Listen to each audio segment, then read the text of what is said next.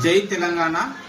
కాంగ్రెస్ ప్రభుత్వం 420 హామీలు 6 గ్యారంటీలలో మళ్ళా ఇదొక 420 హామీ. గృహజ్యోతి పథకం కింద ప్రతి ఇంటికి 200 యూనిట్ల కరెంటు ఇస్తా అని చెప్పి ఈరోజు పేదవాన్ని నడ్డి విరిచే విధంగా కొత్త కండిషన్లు పెడుతుంది ఈ కాంగ్రెస్ ప్రభుత్వం.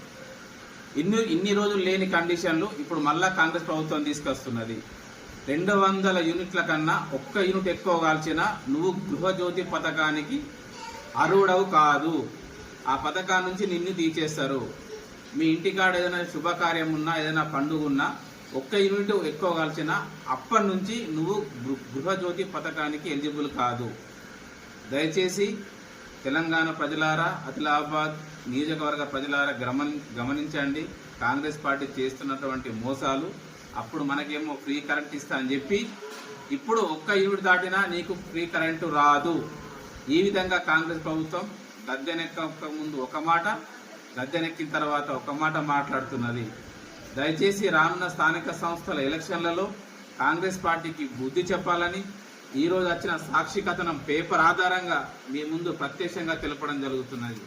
జై తెలంగాణ, జై కేసీఆర్, వర్ధిల్లాలి జోగురామన్న గారి నాయకత్వం.